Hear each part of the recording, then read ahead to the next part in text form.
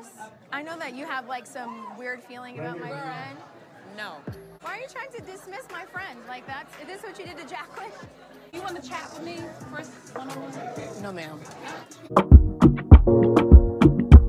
Happy New Year! And today we're going to talk about Real Housewives of Potomac episode 12. Let's get right into it. It starts with Grande and Ray. They are in front of the improv. This is where La Grande is going to do a first live premiere show. She is sending mad shades to Robin and Giselle live show. She's talking about her show is basically not going to be like their show and everything, and it's really just funny to watch. Ray is excited. He's really acting like the husband that's like on retirement, and we cannot blame him. When we get in there, we see an assistant slash producer, and he have everything ready. He's letting her know what needs to be done. At some point, she wants to make us believe that she knows what it's planned, but we can obviously know that she does not. Whatever that is. Whatever my program is, and I know what my program is. Talk about it? Yes. I mean, Karen, she ain't got a clue, y'all, but he's telling her what's going to happen. And we understand that there's going to be a lot of comedians and Karen is going to have a part in there or whatever. But she's really making a big deal out of it. She keeps on like sending shade to Robin and Giselle. And honestly, it's hilarious, especially that her husband Ray is all into it too. He's smiling, he's happy, and he is excited for his wife. I mean, congratulations to La Grande on that. Next, we have Mia having some family time with her husband and her beautiful children.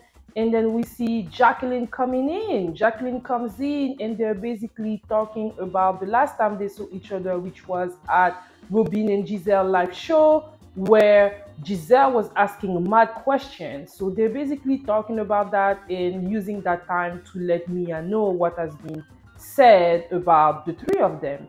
And Mia's husband is, just smiling and everything. And I'm not going to lie, I've seen a lot of like cringy moments. And are you scared? What's weird to me is Jacqueline being between the two of us. Huh? Is that okay? I don't know. Mia's husband gives me very kind of like weirding me out. It seems like he wouldn't be against the idea of the three of them. Let me all know in the comment what you felt. Did you feel that Mia's husband was normal? Like talking about how, yes, they do take showers together, but there's nothing weird about it. I'm not going to lie, y'all. I don't know if it's because I'm from France and French people are very liberated when it comes to their nudity. Seeing somebody naked is really not that much of a deal. But I do have difficulty understanding why two grown women would take willingly a shower together. Unless they want to do things. Like, I don't know. In what situation could bring two ladies to take showers together? Let me all know in the comment if you have any idea in mind. I am curious about that. Next, we see Ashley, Giselle, and the PYT. The PYT or the Pretty Young Thing group that Ashley has. Ashley sometimes is tired of hanging out with them old lady from the Potomac. And she has her own little group of youngins. It's always good to have like a group of friends slash support system. But it seems like some of those friends, i.e. her friend Deborah, is interested in maybe joining the cast because Deborah is running her mouth talking about how Chris has been all in her face trying to talk to her. She tells them about the conversation that they had, and yeah, she is believing the lies that she's saying. And all I want to say is thank you to the producer of the Real Housewives of Potomac, because them women be lying and we have the truth of it, we have the video of it, and we have the audio of it. Like, girl, you better come to that reunion.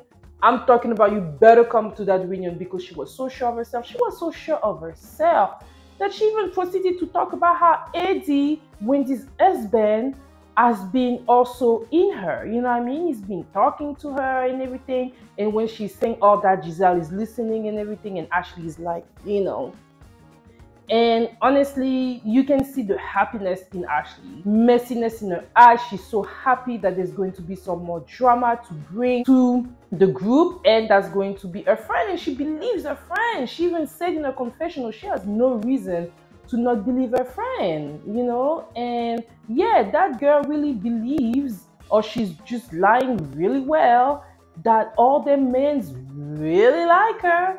Thankful that the production had video and audio of all of that, because yeah, I just pray you're going to be at the reunion so that Candiace can read you to shreds. That she was trying to say that AD wasn't too much on her.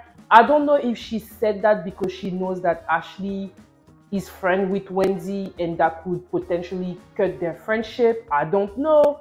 But she did say that AD wasn't as much into her. But when the camera was showing, we don't really see AD even talking to her. Yeah, he's smiling, but AD smiles a lot. He's a very smiling man. He's a very happy man. And he was smiling at Chris. He wasn't really smiling at you. I don't even think that production shows a moment when you were talking to AD like that. But yeah, girl, Deborah, you wanted the attention, you're gonna get it.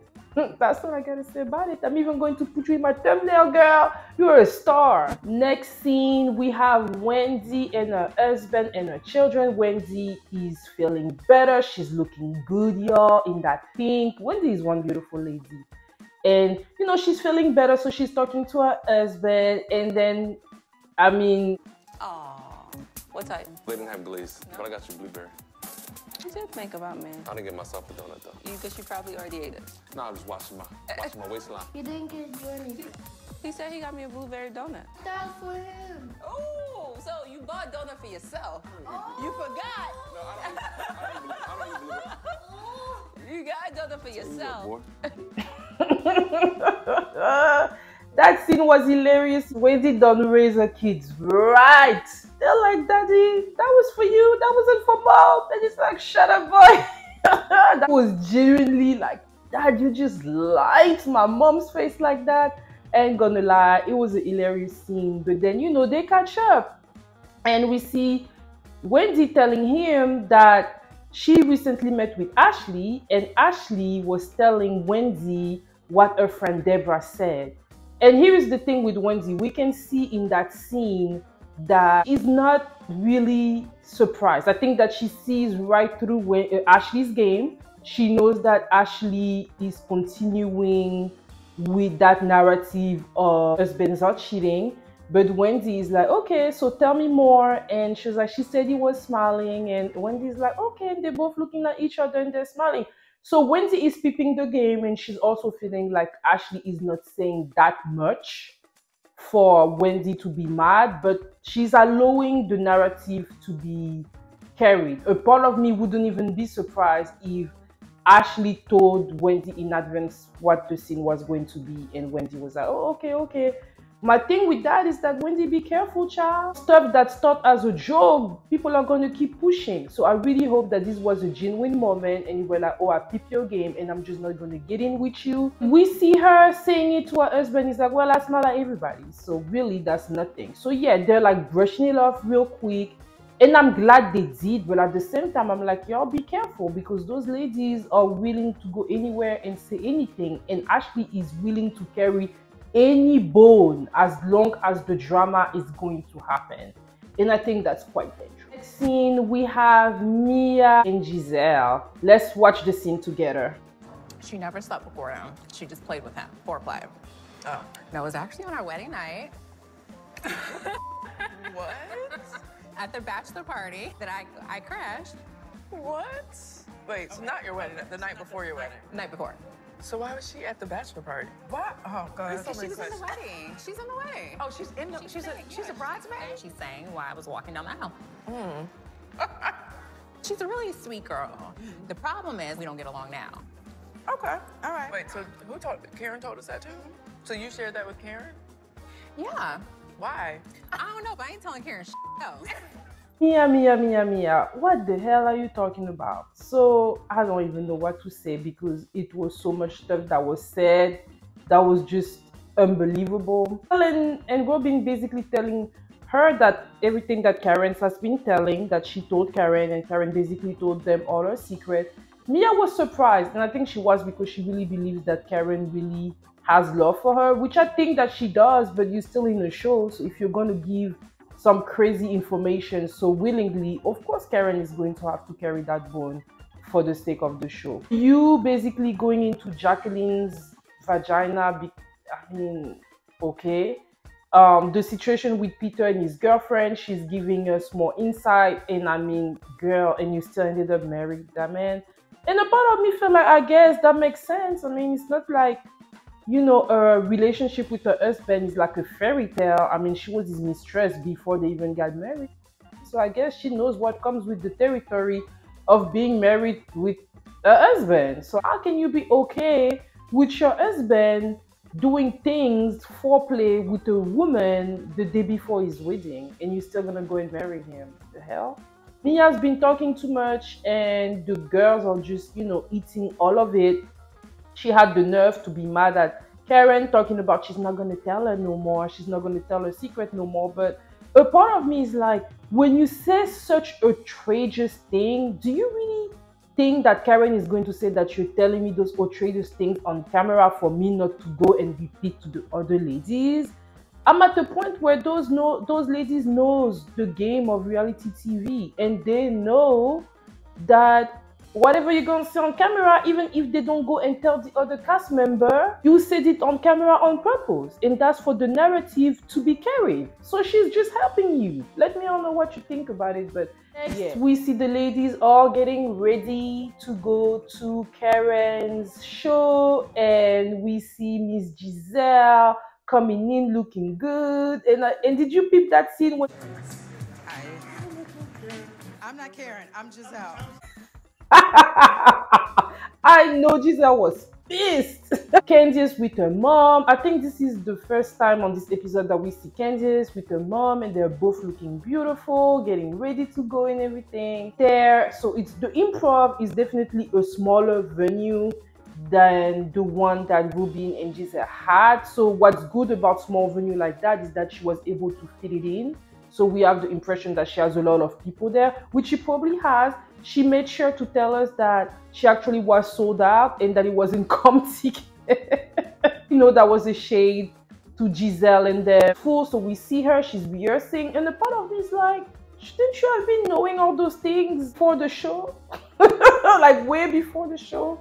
Carol gives me the vibe of, I don't know what the heck I'm doing. So all the ladies out there, Ashley is coming in with Deborah. They're really ready for that scene. Everybody's there. Wendy's there. Wendy's looking good. She's coming with her husband. Mia's coming with Jacqueline and her husband. Everybody there. Everybody's in there.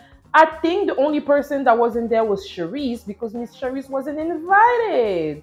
And why was Charisse not invited? Because Charisse been talking about Karen, and Karen was like, you've been talking about my boobs and stuff, and besides, I don't F with you, so I don't want you there, okay? And Candiace like, no, none of you could have done a +1, and I think that at this point, Karen is like making it clear that she's never gonna be cool with Charisse, so don't bring her to my stuff. Maybe Charisse was afraid that security would come and tell her to leave, y'all. Everybody's there, and then it starts with a comedian. So Karen basically has several comedians there that they're doing jokes about, and then she's like kind of like a presentator. I'm going to be honest with you, I thought it was really good, and I'm going to say why. What was Karen was going to do for like an hour or two? What was Karen going to talk to them about? What is Karen's talent? You know what I mean? So I feel like, yeah, she needed the help. So it's kind of like a Karen and Co. Karen's presents.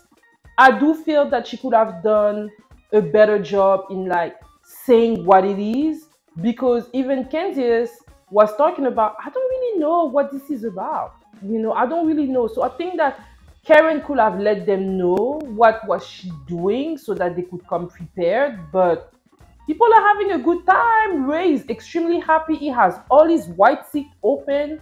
Really, really happy, really proud of his wife. Karen came in, did her thing. She even had a change of outfit. I mean, she is the star of the show. Very end, they did the Q&A, and that's when things got spicy. People asked her question, and then Miss Mia took the mic. What do you do when you share something with a friend of yours and she runs her mouth and tells her friend? Miss Karen was like, whatever I said about you was the truth, Mia. Get over it. It's all right. Okay, Karen. Karen is like, you ain't gonna mess up my show now. Her answer was so cut through. I was like, damn, Karen, I didn't even expect that from La Grande. It was a success. People had fun, you know. And honestly, if I had to compare what Karen did to what Giselle and Robin did, I mean, based on the very few scenes that we've seen, I would go for what La Grande did, just because I like to laugh and I believe that those comedians, they sounded like they were funny. Everything was going on.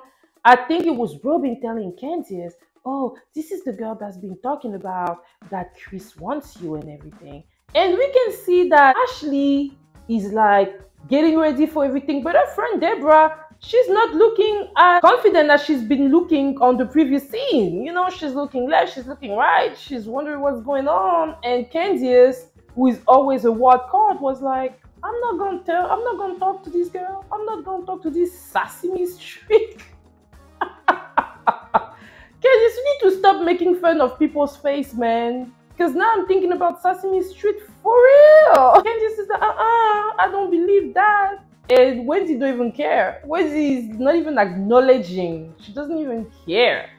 And at the end of it, we can see how Ashley is looking for where she wants to sing. She wants that scene to happen. Candiace, I know that you have like some weird feeling about my friend. No. Between Candiace and that girl, and Candiace is like, and I'm like, ew. You can see how thirsty that girl was when she was even willing to go ahead and ask Candiace. Do you want to chat with me first? No, ma'am. I swear to God, I pray this girl is going to be at the reunion. That Deborah girl, she needs to be at the reunion, because I want to be front seat when Candiace is going to read her. Because, girl, you pushing it. You know, I know you probably want to be part of the show, and they probably need, you know, a couple of younger PYT thing or whatever, but you know, you want to come correct. You want to come at it a certain way. I'm going to be honest with you. I even prefer Jacqueline, because I feel like the way Jacqueline and Mia relationship is, it flows. You know, they're naturally messy, but it's like she's not trying too hard, you know? Like, there's moments where I felt like Jacqueline could have been a little bit like more quiet, but at least she's not faking a story just so that she can communicate with the other lady. Yeah, I mean, it was hilarious. Candiace was like, I'm not giving you the time of the day. This is the most you're gonna get out of me. This is the most that you're going to get out of that camera time. And what I can say about Ashley is like, Ashley, you're not slick, Ashley. Ashley, you need to do better. Too excited. You carry the bone too harshly. You know, you need to be a little bit more suave with it. You need to follow what Giselle is doing, because even Giselle is doing a better job than you are when it comes to carrying the bones and bringing up the drama. Like, you look extra thirsty for the attention. And knowing that, coupled with seeing the videos showing that y'all were lying, it's not really helping your case. My review of the Real Housewives of Potomac. Let me all know what you thought of the episode. I thought it was really good. They have a whole lot of footage, especially when you see what's going to come up next. We can see that actually documented the fight between Jacqueline and Mia, so it's gonna be lit. I cannot wait to get there. We don't know really what happened. We haven't seen anything yet. So the fact that they actually had footage, but they hold on to it, you know, they're keeping a little bit of spice to keep us excited and curious. I love that. So kudos to the Bravo producer. And on this note, you know, if you're new, hey, welcome, and I invite you to subscribe so that you do not miss anything of what I'm doing. And for those of you that have been here with me, thank you all so much for your support, for your comments, for liking my channel. It has really been helpful. Do not hesitate to share my video. If there's anybody you know that loves to talk about the housewife, the Potomac lady, and all the drama that comes into it, do not hesitate to watch my shorts though. I also put a lot of short of stuff that I may not go into detail into my long form, so do not hesitate to catch that. And I will see y'all next week, y'all. Bye.